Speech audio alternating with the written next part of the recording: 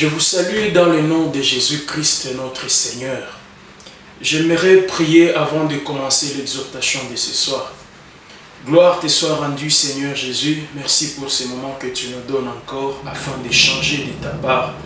Nous voulons encore partager ta parole et cela par la grâce qui nous a été donnée. Nous avons besoin que tu nous donnes ton esprit d'intelligence, l'esprit de révélation, l'esprit de connaissance parfaite, l'esprit de conviction même, pour que ce que nous parlons et ce que nous écoutons puisse nous aider à nous attacher à toi, Jésus, jusqu'à l'enlèvement, pour bénéficier de ce pourquoi nous t'avons cru, de ce pourquoi nous avons travaillé pour ta gloire, de ce pourquoi nous avons évangélisé. Manifeste-toi parmi nous dans le nom de Jésus-Christ. Amen.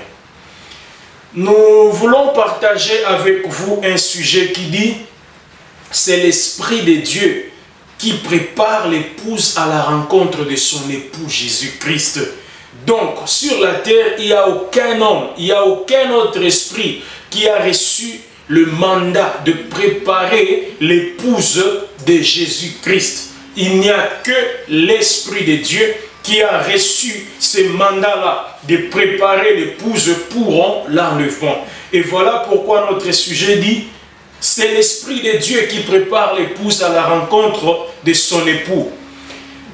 Étudions d'abord ce que signifie épouse. Quand la Bible parle de la femme dans la Bible, cela veut dire quoi?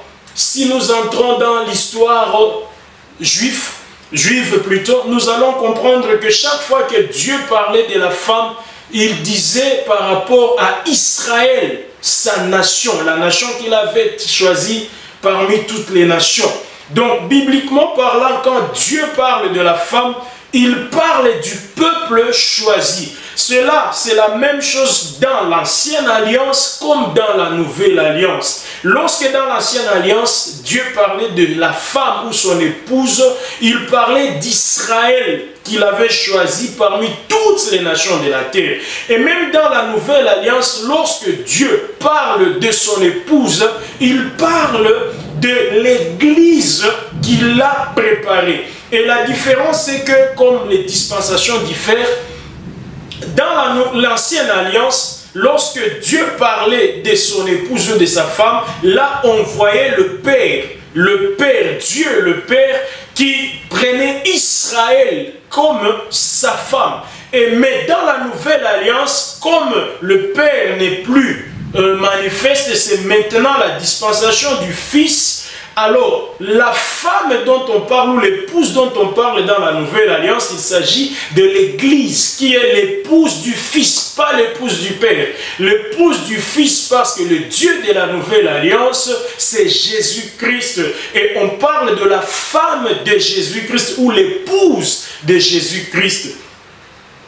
Nous allons donner des exemples d'abord dans l'Ancienne Alliance. Ésaïe chapitre 54, versets 5 à 6. La parole de Dieu dit, « Car ton Créateur est ton époux, l'Éternel des armées est son nom, et ton Rédempteur est le Saint d'Israël. » Écoutez ce qu'il dit, « Il se nomme Dieu de toute la terre, car l'Éternel te rappelle comme une femme délaissée. » Et au cœur attristé, comme une épouse de la jeune qui a été répudiée, dit Dieu.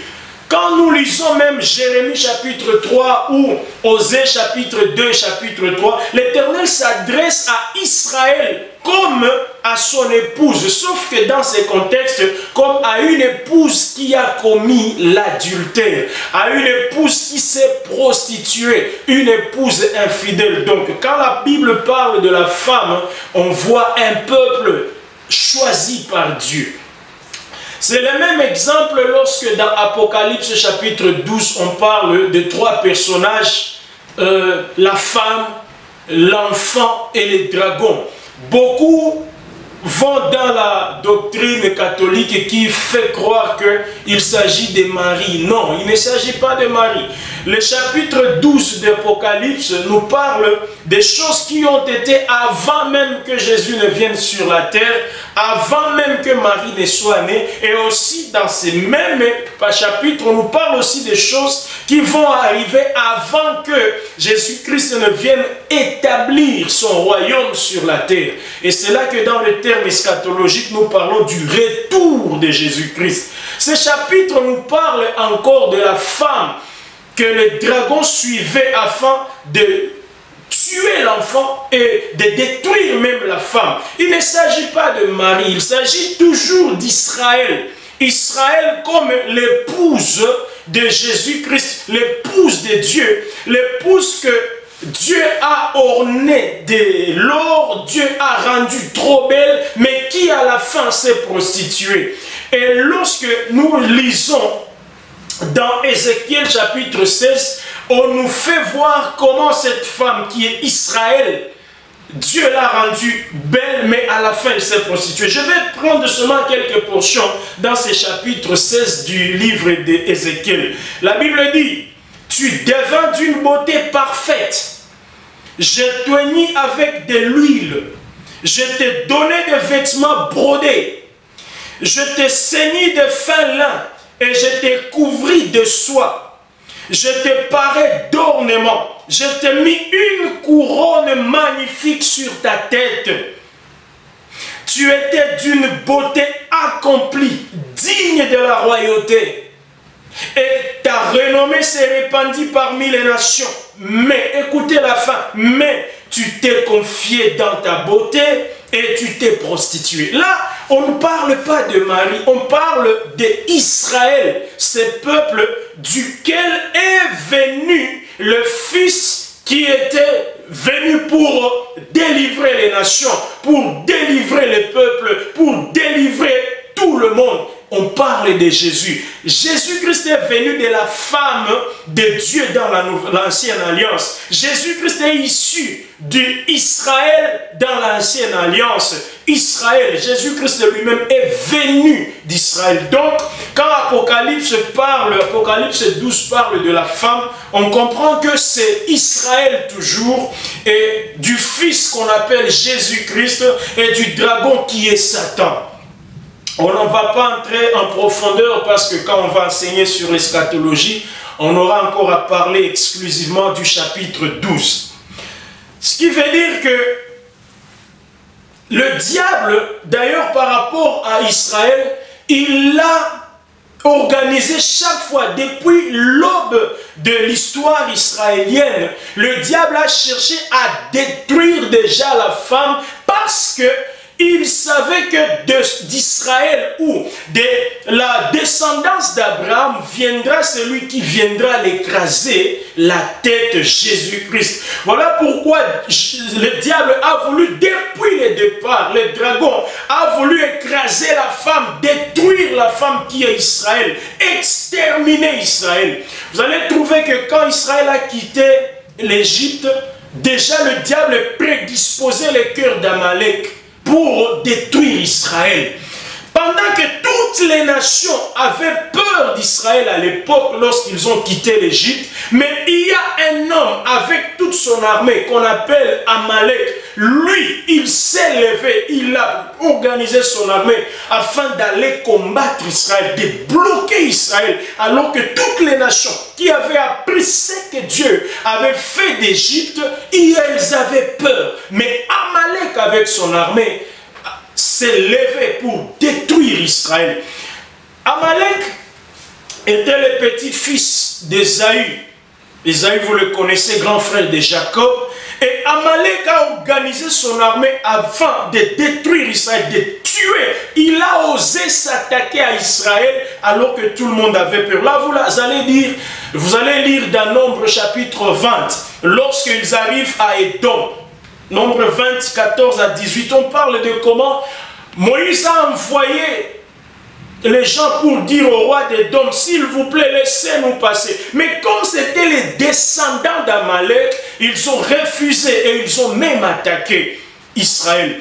Vous allez voir même dans l'histoire que le livre d'Esther nous parle d'un certain Aman. Aman qui a organisé les complots pour tuer Mardoché et vouloir exterminer même tous les peuples juifs. Même Aman, il est descendant d'Amalek.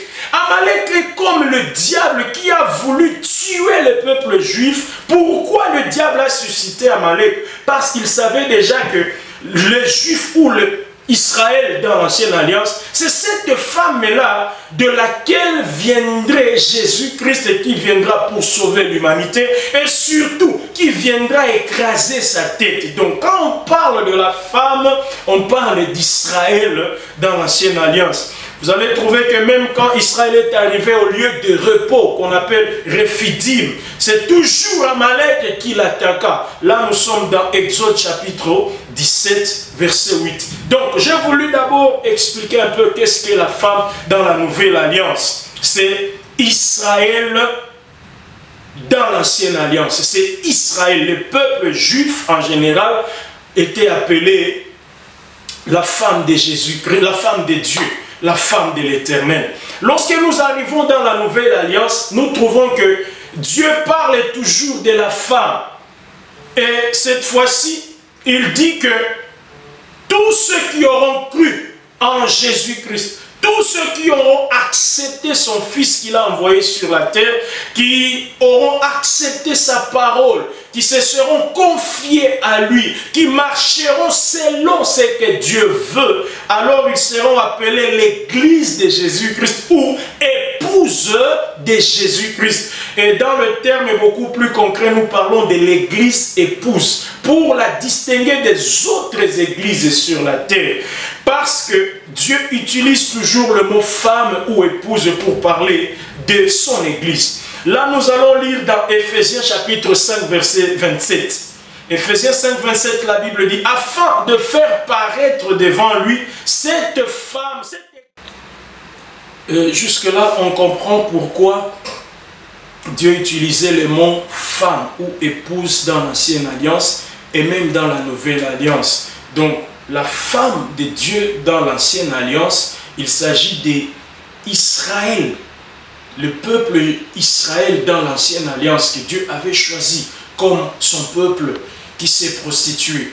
Dans la Nouvelle Alliance, il s'agit de tous ceux qui ont cru en Jésus-Christ comme Seigneur et Sauveur et qui marchent selon que l'Esprit de Dieu les conduit. Tous ceux qui n'obéissent pas à l'Esprit de Dieu, ils ne sont pas femmes.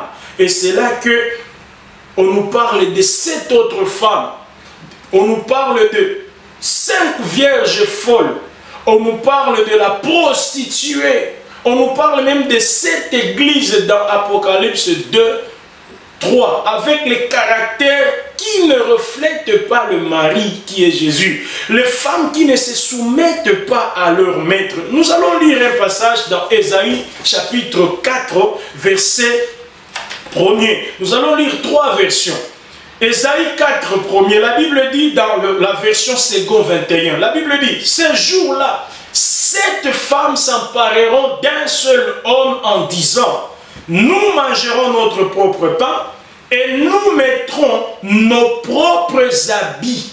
Mais fais-nous seulement porter ton nom. Enlève notre déshonneur. 7 femmes. Ici, la femme dont on parle, c'est cette église. Pour dire les églises de fin de temps.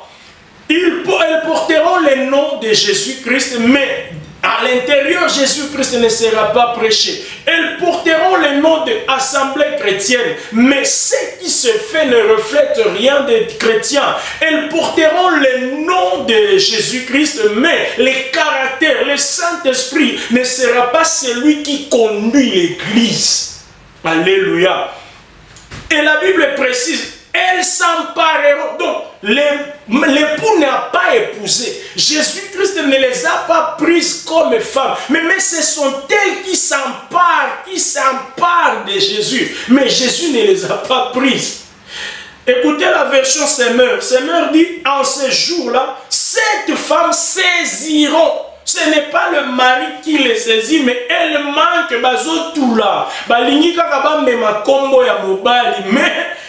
Mais balingi mobali yango te, balingi ko se soumettre na volonté à mobalité. Elles ne veulent pas se soumettre au mari. Alors elles veulent seulement porter les noms de l'époux. La Bible dit, en ces jours-là, 7 femmes saisiront un seul homme. Et elles lui diront, nous pourvoirons à notre nourriture et à nos vêtements, mais permets-nous seulement que nous portions ton nom, mets fin à notre déshonneur. C'est-à-dire quoi? Nous ne voulons pas nous soumettre à ton esprit, nous ne voulons pas suivre tes règles sont difficiles. Un homme normal ne peut pas se soumettre à tes lois, c'est difficile. Mais nous voulons seulement porter ton nom, Jésus. Nous voulons seulement être appelés chrétiens, mais que ton esprit ne nous dirige pas. L'esprit de Dieu est trop dur, il ne veut pas que nous nous habillions comme nous voulons. L'esprit de Dieu veut que nous soyons trop ordonnés. Non, non, nous avons nos habits. Nous allons nous habiller comme nous voulons. Nous allons manger notre propre pain. Ta Bible là est trop rigoureuse. Nous voulons vivre selon de manière qui arrange quand même. Nous ne voulons pas être trop rigoureux envers nous, mais seulement nous porterons ton nom. Voilà la femme du diable portant le nom de Jésus, mais elles ne sont pas de Jésus-Christ. Et c'est ça la grande caractéristique des églises de fin de temps. Alléluia.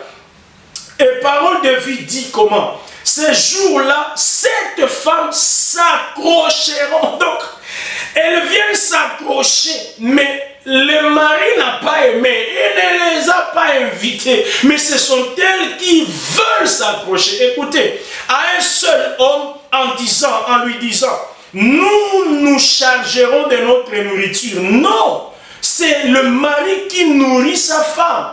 Si la femme commence à chercher la nourriture d'elle-même, alors elle est infidèle, elle va se prostituer, elle va chercher vivre comme elle veut. Et elle dit, et de nos vêtements, donc nous allons nous habiller comme nous voulons, mais laisse-nous seulement porter ton nom. Enlève seulement notre honte en nous acceptant comme des femmes, comme tes femmes. Bien-aimés, lorsque nous analysons le passage ici d'Ésaïe 4.1, nous comprenons que toutes les églises qui ne laissent pas le Saint-Esprit les diriger, elles veulent rendre Jésus-Christ polygame. Jésus-Christ a besoin d'une seule femme qu'elle a choisie, qu'elle a préparée, qui se soumet à lui, qui veut suivre les instructions du Saint-Esprit, parce que c'est seulement le Saint-Esprit qui a été établi pour préparer l'épouse de Jésus-Christ. Alléluia. Toutes les femmes, toutes les églises aujourd'hui qui ne se soumettent pas à la parole, au pain de vie de Dieu, qui est la parole de Dieu, mais qui veut manger son propre pain, j'entre seulement, mais laisse-moi vivre comme je veux, vivre dans le libertinage. Un chrétien ne peut pas vivre dans le libertinage. Un chrétien se soumet à la loi de son mari et tout ce que l'Esprit de Dieu conduit. C'est ça l'épouse de Jésus. Suis tout ce que l'épouse, tout ce que l'Esprit de Dieu lui dit. Toutes les églises en nombre qu'on ne peut même pas compter aujourd'hui, mais qui ne laisse pas l'Esprit de Dieu les diriger. C'est l'épouse du diable, c'est la Babylone la grande, c'est la prostituée, c'est toutes ces femmes-là d'Ésaïe 4.1 qui veulent saisir, qui veulent s'accaparer, qui veulent s'emparer, qui veulent s'accrocher à Jésus, mais elle n'accepte pas de marcher selon les lois de Dieu. Ça, c'est ce qu'on appelle la femme ou l'épouse du diable. Même si pourtant les noms de Jésus-Christ, mais ils ne sont pas de Jésus-Christ. Bien aimé, l'église épouse, c'est celle qui écoute la voix du Saint-Esprit. Il y a une bonne analogie dans la parole de Dieu. Quand nous comparons l'épouse de Jésus-Christ avec ce qui s'est passé au temps de Esther. La Bible nous dit que le roi Assyrus, lorsque Fatih a désobéi pendant la fête, et le roi, il y avait besoin que le roi puisse trouver une autre femme parce que Fati avait désobéi. Alors, on a organisé, on a appelé toutes les femmes vierges, toutes les filles vierges de la cité à l'époque, pour que parmi elles sorte la femme qui va devenir la femme du roi Assyrus. Écoutez ce que la Bible nous dit. On a chargé, le roi a chargé à son eunuque, parce que l'eunuque du roi les connaissait bien. L'eunuque du roi était le seul à connaître les goûts du roi. Il connaissait très bien son roi Assyrus. Il était un serviteur fidèle. Il connaissait, le roi aime les femmes de telle taille. Le roi aime tel parfum. Le roi aime tels habits, un tel habillement, c'est ce qui plaît au roi. Alors, c'est l'eunuque, parce qu'il connaissait le roi, qui devrait préparer toutes ces filles-là afin que le roi vienne choisir seulement une d'elles pour remplacer Fati. Alléluia. Et ça nous montre le rôle du Saint-Esprit. Le Saint-Esprit est celui qui connaît bien Jésus. D'ailleurs, Jésus-Christ disait, lui, il me glorifiera. Pourquoi? Parce que c'est lui qui connaît mes goûts. Il connaît la femme dont j'ai besoin. Quelles sont les pensées? Quelles sont les habitudes d'une femme que je veux épouser? Quelles sont les paroles d'une femme que je veux épouser? C'est le Saint-Esprit qui connaît les goûts de Jésus-Christ, le roi des rois. De la même façon que l'eunuque du roi Cyrus reçut la mission de préparer toutes les filles avant de les présenter devant le roi, c'est la même chose que l'Esprit de Dieu a reçu la mission de préparer l'église de Jésus. Il donne tout ce qu'il faut, les paroles qu'il faut, les révélations qu'il faut. Il donne toute la connaissance qu'il faut afin que de toutes les églises-là, celle qui se sera préparée, celle qui acceptera la parole du Saint-Esprit, qui se soumettra à tous les enseignements du Saint-Esprit, puisse être choisie comme Esther spirituelle ou l'église épouse. Alléluia. De la même façon que l'eunuque du roi a pris 6 mois pour préparer les filles. Pendant 6 mois, l'eunuque était en train de préparer, contrôler, vérifier ce qu'elles se sont lavées, qu'est-ce qu'elles mangent. Il vient avec tout ce qu'il faut, les habits, les parfums, tout, pour que d'elle sorte une seule que le roi va épouser. Et c'est de la même façon que depuis la Pentecôte, ça fait plus ou moins 2000 ans que l'Esprit de Dieu est en train de faire ce travail-là, préparant, afin qu'à la fin, ils viennent présenter l'épouse, celle qui sera l'heureuse élue, celle qui aura obéi à toutes les lois, à toute la parole, qui ne se sera pas prostituée. De la même façon que l'eunuque a préparé pendant 6 mois les filles, de la même façon le Saint-Esprit a déjà largement dépassé le temps, plus ou moins 2000 ans. L'Église est en train d'être préparée afin d'être présenté un jour devant Jésus-Christ. Bien-aimé, de la même façon, la Bible nous dit que Assyrus n'a pas pris 2, 3, 4, 5. Toutes les femmes, des milliers, je m'imagine, étaient préparées. Mais le roi Assyrus, un roi païen, a pris seulement Esther, alors qu'il y avait des beautés qui se défilaient devant ses yeux. Il y avait plusieurs femmes qui ont défilé, préparées pendant 6 mois. Mais il a choisi seulement Esther.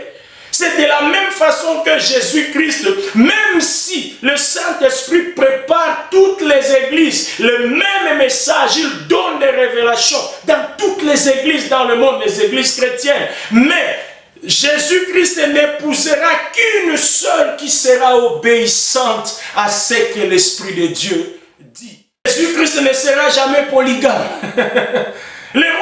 Si le roi païen, le roi Cyrus n'a pas été polygame, parmi toutes les femmes qui ont défilé devant lui, il n'a choisi qu'une. Comment est-ce que Jésus acceptera toutes les églises qui se disent chrétiennes, mais qui ne laissent pas l'Esprit de Dieu les conduire, qui n'obéissent pas au goût du Saint-Esprit, qui n'obéissent pas aux prescriptions du Saint-Esprit? Jamais. Jésus-Christ ne prendra que celle qui s'est bien préparée, qui s'est soumise à la parole de Dieu. Vous savez, j'aime une chose dans le monde, nous allons terminer. Même dans le monde, lorsque on veut épouser une femme, on demande même, on a pris l'habitude même dans l'église de demander cela, chez l'état civil on demande cela. Est-ce qu'il y a une objection? Est-ce qu'il y a quelqu'un qui peut nous dire qui n'est pas pour ce mariage? C'est une façon de dire, est-ce que quelqu'un connaît que cette femme qu'on veut marier est une femme d'autrui ou pas? On ne veut pas qu'on célèbre un mariage, qu'on bénisse un mariage et que demain on vienne apprendre que c'était la femme d'autrui. Si dans le monde on fait cela, le Saint-Esprit aussi est en train de faire ce travail pour que toutes ces femmes-là qui se seront prostituées ne soient pas présentées devant Jésus. Sinon, on risquera de venir réclamer cette femme-là demain de Jésus. Hé papa, tu as épousé la femme qui ne t'appartient pas. Non, Jésus ne fera pas cette erreur-là. S'il y a objection, Jésus ne prend pas. Donc tu n'es pas la femme de Jésus. Tu es une autre femme parmi les 5 folles. Alléluia. Je voulais terminer en disant que la femme doit être préparée. Pourquoi? Parce qu'un jour, elle sera présentée. Bien-aimé, lorsque vous savez que vous serez présenté à la télé, lorsque vous savez qu'on va vous présenter devant les gens, vous vous préparez en conséquence. Nous voyons lorsque, à la prédot, à la dot, quand le mari avec sa famille doivent venir chez la femme, comment on prépare la femme? On lui achète des habits, on lui donne des produits, parce que seulement elle sera présentée. Oui, mais toi, il faut quoi bien présenter. Tout ça, on comprend. Mais comment est-ce que voulez-vous que Jésus-Christ vienne prendre une femme qui n'a pas été préparée? Là, je voulais dire à quelqu'un que personne ne sera enlevé au ciel par hasard. Il faut être préparé. Aller au ciel, ce n'est pas le hasard. Je vis comme je veux. Et puis j'attends que je sois enlevé. Non, la femme doit être préparée. Le Saint-Esprit ne pourra jamais présenter devant Jésus-Christ une femme sale, une femme immature, une femme insoumise, une femme prostituée, orgueilleuse, une femme malpropre, libertine. Jamais. Le Saint-Esprit ne présentera jamais une femme désobéissante. Elle va à l'église, mais elle ne suit pas les paroles de Dieu. Elle ne se soumet pas à la parole. Le Saint-Esprit présentera l'épouse qui s'est préparée, qui a accepté les instructions. Voilà pourquoi en cette fin, je voulais demander, mon frère, ma soeur, vous qui m'écoutez, vous qui me suivrez même demain, je vous en supplie, vous avez donné votre vie à Jésus, soumettez-vous au Saint-Esprit. C'est l'Esprit de Dieu qui nous prépare. Avant de nous présenter, il doit nous préparer. Et il est en train de nous préparer jour après jour. Bien-aimé, laisse l'Esprit de Dieu te diriger. Laisse l'Esprit de Dieu te guider. Laisse l'Esprit de Dieu te prêcher dans le cœur. Moi, je prêche par la bouche, tu m'entends par les oreilles. Mais je sais que l'Esprit de Dieu est en train de te parler dans ton cœur. Laisse que l'Esprit de Dieu te prêche et soumets-toi aux instructions du Saint-Esprit. Et là, tu seras enlevé parce que toi, tu feras la distinction. Tu ne seras pas parmi ces femmes-là préparées, mais qui ne veulent pas accepter, qui veulent seulement manger leur propre pain, qui veulent s'habiller comme ils veulent. Mais tu seras cette épouse-là qui se laisse habiller par son roi. Que Dieu bénisse sa parole et que Dieu te bénisse, toi qui acceptes de te préparer pour l'enlèvement au nom de Jésus-Christ.